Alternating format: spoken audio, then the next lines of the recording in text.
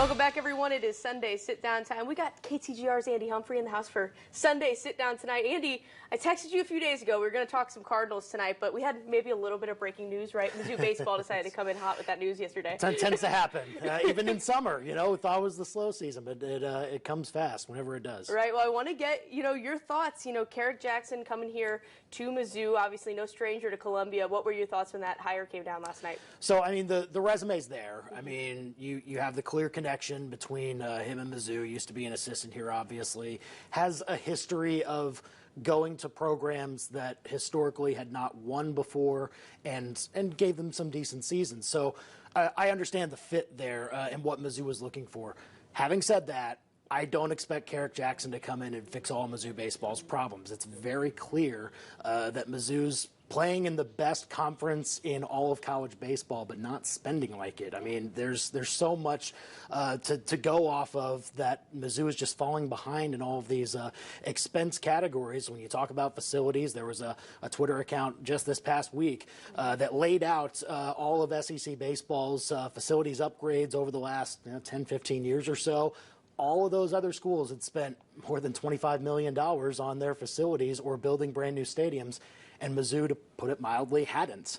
So there was that, and then there's, when you go into the recruiting budgets, Mizzou's falling behind there, travel, NIL, I mean, coaches' salaries. The thing is, Steve Beezer's head coaching salary is a little bit more like an average SEC pitching coach's salary instead of a head coach. And so Carrick Jackson comes in, and if he gets similar support to what Steve Beezer had, well, I don't know if I can expect Carrick Jackson to get the best assistance in that he can possibly get, because what are you going to be paying him? So ultimately, there has to be more of an investment in this sport if they want it to succeed. And Desiree did talk about it in the release last week, saying, we're looking at putting a little bit more investment into it. I'd be interested to see what that looks like. But again, this was I thought the move was an okay one, but we have to see what else is being poured into this program before we make judgments, I think. Do you think tomorrow he's getting introduced at 11 a.m. in a press conference? Do you think that's going to be maybe one of their messages? I'm sure they've seen a lot of stuff on Twitter over the last week or so about this investment into the baseball team. Right. Yeah, I think you would have to think so. I mean, when you talk about making a move as big as they did to go and look for a different head coach, then there have to be some answers to that. And here's the thing. I was talking about this, last week or so.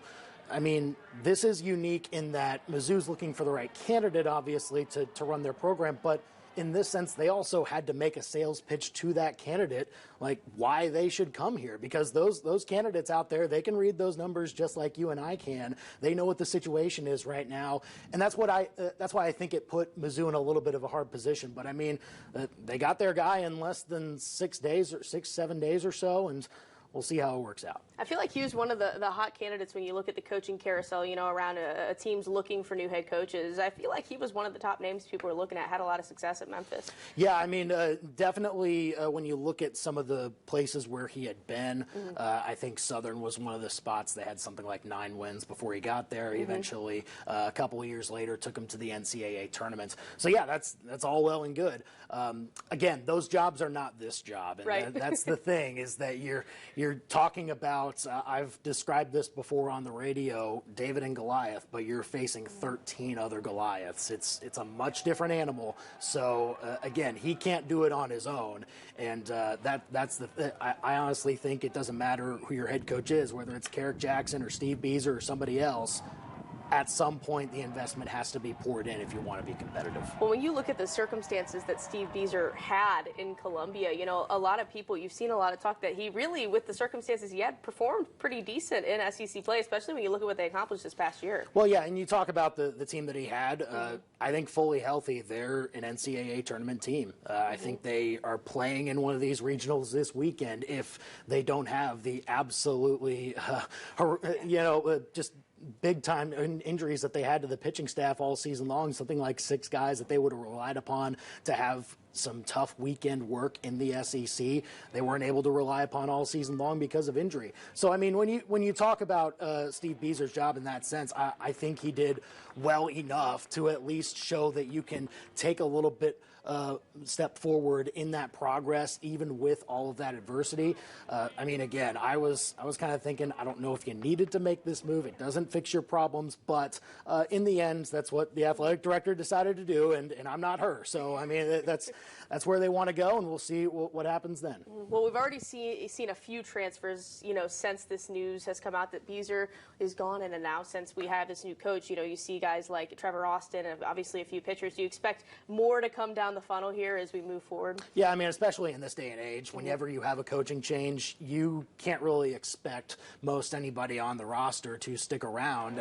You have to assume that you have to make that sales pitch to everybody in that clubhouse when you're coming in as a new head coach. And I'm not saying that Carrick Jackson can't sell to the guys that they should stay or things like that, but it is a tougher job to do. And so you're going to have to expect to hit the transfer portal yourself as much as possible this offseason to try and build things up. And again, you got to sell a little bit on the future, sell a little bit on whatever investment they're thinking about when it comes to pouring a little bit more in the baseball program. So we'll see what happens there. If you're Carrick Jackson, you're coming in here, making the big bucks, coming to an SEC school, is your first priority these facilities we're talking about and getting that straightened out, or are you just focusing on the playing part of all this and getting the team ready? I mean, yeah, facilities are a big part of it.